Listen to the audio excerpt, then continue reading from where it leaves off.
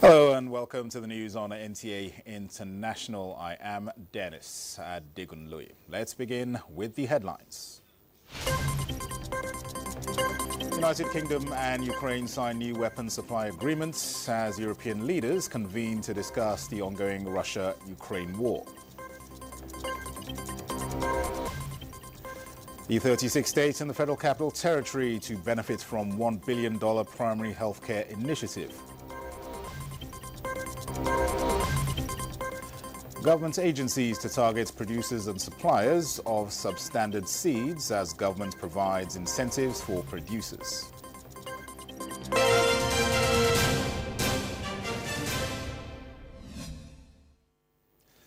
The United Kingdom and Ukraine have signed a new loan to supply Ukraine's defense capabilities. This is coming a day after the Ukrainian leaders clash with US President Donald Trump at the Oval Office. Charles Alpha reports. Supporters cheered as Zelensky's convoy swept into Downing Street, where he was embraced by Keir Starmer before heading inside the UK leader's home. The two countries also unveiled a £2.6 billion, that is $2.8 billion loan agreement to support Ukraine's defense capabilities to be paid back with the profits of immobilized sovereign Russian assets.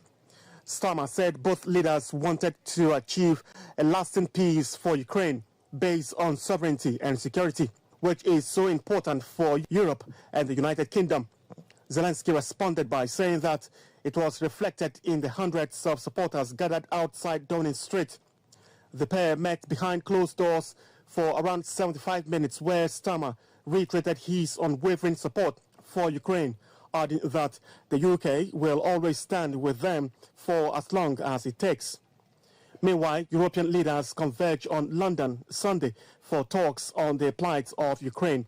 Downing Street said Sunday's summit would again stress the need for a strong, lasting deal that delivers a permanent peace and next steps on planning for strong security guarantees.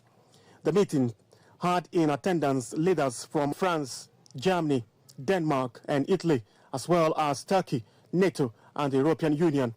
Ukraine's allies have been underscoring their steadfast commitment to countering growing concerns that US President Donald Trump is about to sell Kyiv short in negotiation with Russia. In other news, Vatican City has said that Pope Francis is in stable condition as he fights double pneumonia in hospital for the 17th day and is resting, having had a peaceful night, the Vatican said on Sunday. It also said that the 88-year-old pontiff's condition had stabilized following an isolated breathing crisis a day earlier. The night was peaceful. The Pope is still resting, said one-line note from the Vatican that did not provide more details with a full medical update on the Pope's condition. Charles Alpha, NTA News. Let's go to Uganda, where the country has reported a second death from Ebola virus in Kampala, just as a school offers a second chance at education in war-torn eastern Sudan's ports. Here again is Charles Alpha. On Sunday, a young child died of the virus, and it is the second victim of an outbreak that was announced in late January. Last week, the East African country confirmed it had recorded 10 cases of the Sudan Ebola strain. A total of 265 others were placed under quarantine for monitoring at hospitals in Kampala and the eastern city of Mbale after coming into contact with the nurse who died in late January. This is the sixth outbreak in Uganda, Sudan Ebola, a strain of the virus for which there is no approved vaccine. A vaccination trial for the strain was launched in the country earlier this month. It was praised by the World Health Organization as the fastest rollout of an Ebola vaccine trial in the midst of an epidemic. Still in Africa, men and women watched attentively from a wood bench as a school offers a second chance at education in war-torn Sudan. Nodding approvingly in the corner is the school's 63-year-old founder, Amna Muhammad, known to be Amna, or which partly means lion in the Beja language of eastern Sudan. She has spent the last 3 decades helping hundreds return to their education in Port Sudan, now the country's de facto capital. The educator said she started the project in 1995 because of widespread illiteracy in her community. That's what pushed me to art. People wanted to learn. If they didn't, they would have kept coming, she says. Ahmed's classes offer a second chance to those who miss out on formal education, particularly women who were denied schooling due to cultural or financial barriers.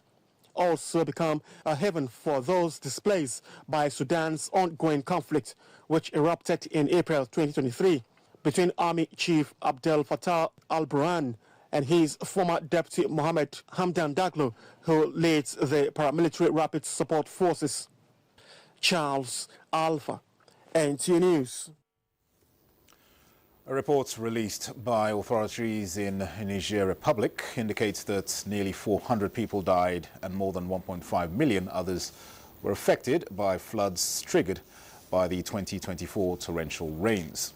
The country's Minister of Interior, Mohamed Tumba, said 405 were injured and more than 200,000 households amounting to 1,526,000 people were affected. The severe droughts in Africa's Sahel region exacerbates the flooding because the dry, hard soil loses much of its capacity to absorb water when it rains again. Acting Regional Director of the World Health Organization, Africa, Dr. Chikwe Ihekweazu, says the time has come for African nations to take ownership of their healthcare systems as donor funding is less reliable, urging African governments to rethink healthcare financing strategies and take responsibility for their health systems. Ihekweazu, who said this during his first official visit to Nigeria 2 weeks after assuming office, acknowledged the role Nigeria plays in shaping health interventions on the continent, while commending the country's proactive approach to health reforms. He said the visit to Nigeria was to understand the work the WHO is doing in the country in support of the federal government.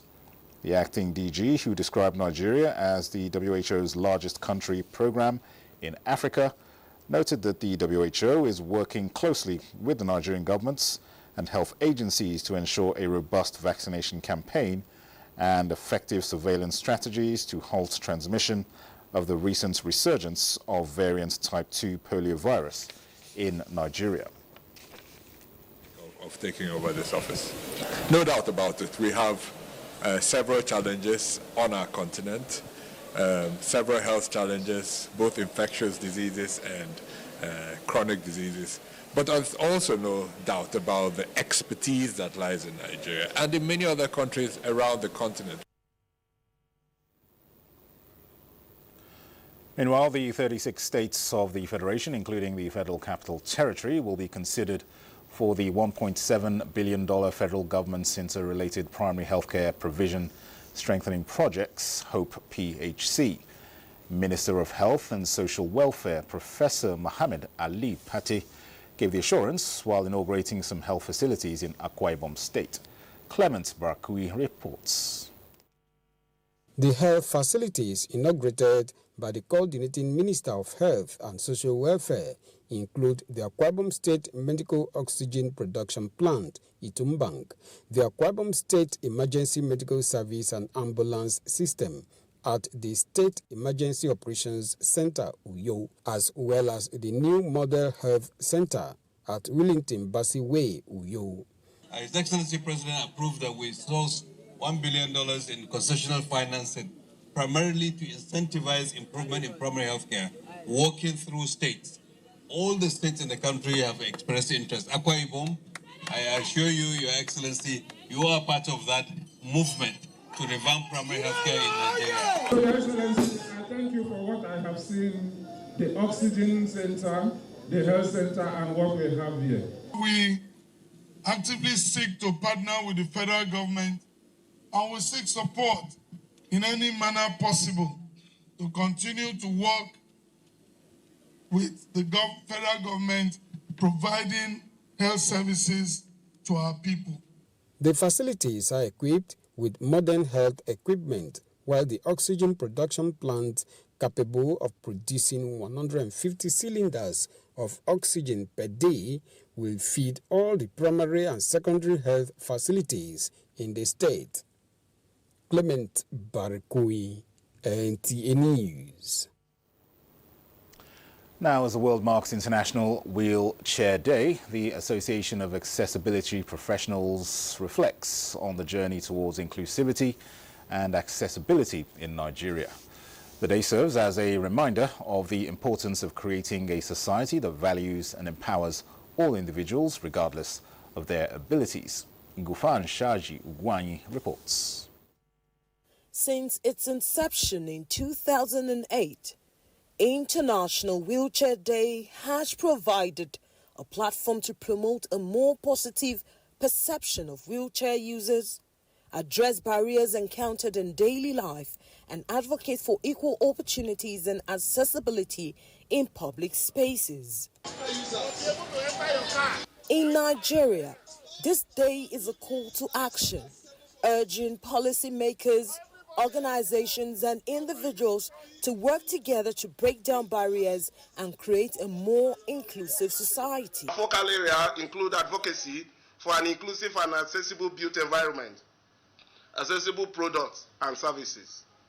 We are committed to ensuring that accessibility becomes a fundamental priority in the urban planning, infrastructure development and service delivery across Nigeria. Wheelchair is not a stigma, anathema or curse, or a thing of shame as perceived by some section of the society. The society is accessible to all. We will all live and enjoy Nigeria, and there will not be any reason for Jackpot syndrome. As the Association of Accessibility Professionals celebrates International Wheelchair Day, they honor the contributions and achievements of wheelchair users in Nigeria and pledge to continue advocating for a barrier-free environment that promotes equality, justice, and human rights for all. In Abuja, Ngufan Shaji Ugwanyi, NTA News. In other news, the Katsina State and Qatari governments have strengthened bilateral ties, paving way for cooperation in education, healthcare, and infrastructure development. The partnership was marked by the inauguration of Qatar Streets, named by Governor Diko Rada in honor of the Gulf nation.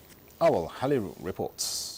The ceremony, which showcased the rich cultural heritage of Katsina State, featured performances by traditional boxing teams and cultural groups.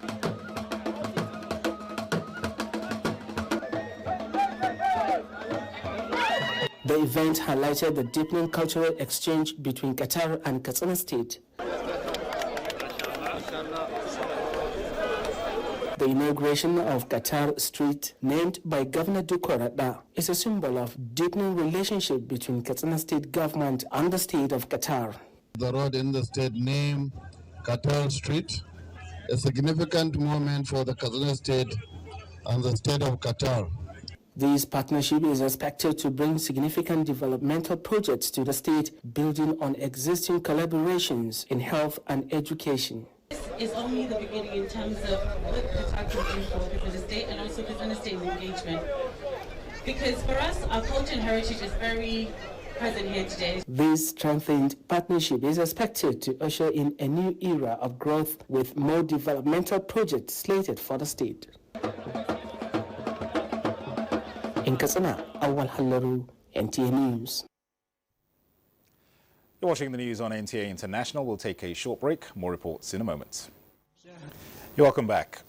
The federal government has adopted a stance against the production and sale of counterfeit and substandard agricultural inputs in the country. This response arises from growing concerns regarding the smuggling of poor quality onion seeds by certain farmer groups. Musa Baba Aliu has details. Mariam Dawood, a dedicated plant breeder at the Lake Chad Research Institute in Maiduguri, Borno State, has made significant strides in agricultural research on a new high-yielding variety of sorghum. Her efforts demonstrate the potential for innovative agricultural practices to improve food security and increase crop productivity in the region. In addition to her work, several researchers across Nigeria have also successfully produced high-yielding seeds varieties. In November 2024, the National Committee on Naming, Registration and Release of Crop Varieties approved 4 new seed varieties developed by the National Cereal Research Institute in Badegi, Niger State. Procedure for crop variety release involves the activities of the plant breeder on station, in multi-location, and on farmers' fields. The next task is to test them in multi-locations so that the adaptation and the performance in different ecological zones can be ascertained. From the multi-location testing, few of the varieties which would be recommended for registration and release will be identified and taken to the farmers. Similar giant strides were recorded in Abuja area and the Horticultural Research Institute Ibadan, Oyo State. Despite this advancement, a major challenge remains the transformation of breeder seeds into certified seeds that can be effectively distributed to farmers. And we must believe in ourselves. We should have our own local seed banks. We shouldn't allow our local varieties to go extinct because of our crave for their own varieties. We should have seed banks, we have gene banks in all relevant areas. Government should shun the temptation of demanding for unrealistic amount of seed that will be supplied to farmers as a contract. Let farmers themselves interact with the seed companies and get their seeds. To address this, the federal government is actively encouraging investment in seed production and multiplication from various stakeholders, including farmers themselves. But what we expect them to do is also to assist the farmers to grow more so that you can have an offtake agreement. If you're investing, because in agriculture, 100 naira in agriculture will produce 400 naira worth of good. So you can give the farmer the 100 naira, he produces 400, you take 100 naira, and he still makes a profit of 300 naira, and you have not impacted on the market. Moreover, the government has taken a firm stance against the production, supply, and marketing of counterfeit and substandard seeds. This commitment reflects a broader strategy to alleviate agricultural practices and foster sustainable farming in Nigeria, helping to secure food sources for the growing population. Musa Baba Aliyu, NTA News. Well, the renewed hope initiative of President Bola Tinubu on food security is a significant milestone to actualizing the country's socio-economic targets. This came from the Bauchi State Governor, Bala Mohammed, at the commissioning of the Irrigate Nigeria project. Awal Abdullahi has details. This 30,000 hectares of dry season rice farm is demarcated for the transformative agricultural initiative in Gamawa local government area of Bauchi State. As part of the renewed hope agenda of President Bola Ahmed Tinubu's administration, the project, under the National Agency for Science and Engineering Infrastructure, NASENI, is aimed at reducing hunger, creating jobs, and improving the country's economy. The Irrigate Nigeria project will empower Nigeria's farmers and rural economies. By increasing the quantity and quality of harvest, farmers and farming communities will see increased incomes. Nigerian consumers will benefit through reduced prices that will result from increased availability of food. Bauchi State is fully committed to this noble vision. We will continue to invest in human capital, technology, and innovative agricultural policies to make Nigeria self-sufficient in food production as per the vision of Mr. President. The commissioning of the project has also served as the official launching of the branded Tinubu rice. In Bauchi, Awal Abdullahi, NTA News. Elsewhere, the Nigerian Society of Engineers is seeking a collaborative way by stakeholders in finding a sustainable solution to the menace of infrastructure vandalism plaguing the nation's capital, Abuja. At a public lecture attended by representatives of security agencies, a special task force to curb the trend was advocated. Kelvin Ewonyaye reports. For some time now, the Federal Capital Territory has been plagued by incidences of vandalism of public infrastructure, including coverings for drainages. Even though the police have made some arrests, the Nigerian Society of Engineers (NSE) is worried that the action is making the situation of poor infrastructure worse, with economic impact on cost of repairs. This public lecture, at the auspices of the NSE Buhari branch, is designed to seek permanent solution to the problem by bringing stakeholders together. It is estimated that the cost of replacing vandalized public infrastructure could be as high as 4.7 billion annually in Abuja alone. Earlier this month, the FCT Police Command recovered 125 manhole cover in single raid within the Abuja metropolis. We are looking at the role of engineers, mainly the role of engineers as a contractor. Like, for example, if an engineer takes the project, there should be a way that we'll be able to put a logo on this manhole so that it will not be able for this Babambola to be able to sell it. You know, when there's a brand on it, you are buying, you find it difficult to buy any product that there is a brand on it. An efficient maintenance system to ensure free flow of essential services in the FCT was also discussed at the forum used to recognize individuals working in that space. In Abuja, Kelvin Ewonyaye, NTA News. The federal government has trained about 165 youths and women in Edo State on skills and empowerment towards addressing unemployment and curbing youth restiveness. The training was through the Ministry of Regional Development. Akim Itayohai reports that the participants of the two training programs went home with starter packs to enable them to set up their own businesses.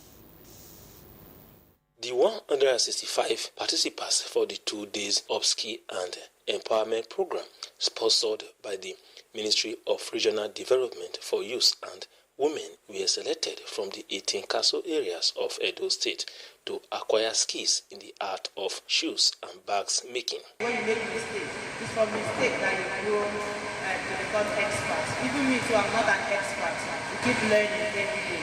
So we're going to make a souvenir bag. The Minister for Regional Development, who was represented, and the consultant said the program is in line with President Bola Ahmed Tinubu administration's commitment to create sustainable skills for Nigeria youth in order to be self-reliant. It's in 3 or 2 places a day.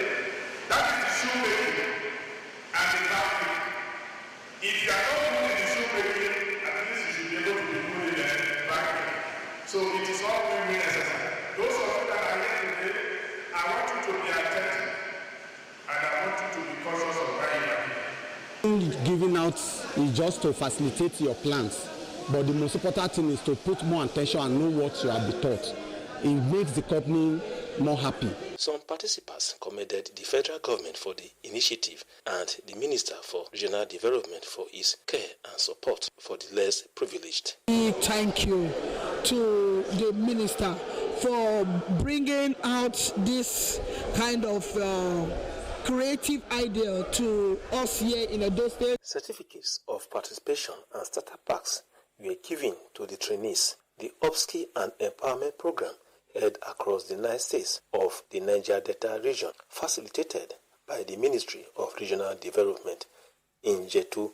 Akim Itayohai, NTA News. The Minister of State, Housing and Urban Development, Yusuf Abdullahi Attah, says the federal government is executing the Renewed Hope Housing Initiative in 13 states of the Federation. The minister, who made this known during a media engagement in Kano, emphasized that the project is to address the housing deficit in the country. Samira Hamisu has details. The Renewed Hope Housing Initiative is one of the bold steps taken by the administration of President Ahmed Bola Tinubu towards addressing housing needs, especially in urban communities. The Minister of State Housing and Urban Development, Yusuf Abdullahi Attah, explains that the initiative is at various stages of implementation. The minister assures Nigerians that when fully implemented, the housing initiative will promote home ownership and foster sustainable urbanization. By now we can say the policies have started yielding very positive effect. The dollar is coming down, the price of oil is coming down, the price of foodstuff are coming down. So we should continue to pray to Almighty God to assist our president, assist all the policies he has come with. While reiterating the continuous commitment of President Ahmed Bola Tinubu's administration towards implementing viable economic policies, Minister Yusuf Abdullahi Atta also appeals to Muslim Ummah to intensify prayers in this month of Ramadan for political and economic stability of the country. From Kano, Samira Hamisu, NTA News. And this is where we end the news at this time. Thanks for watching. I am Dennis Adigunloye.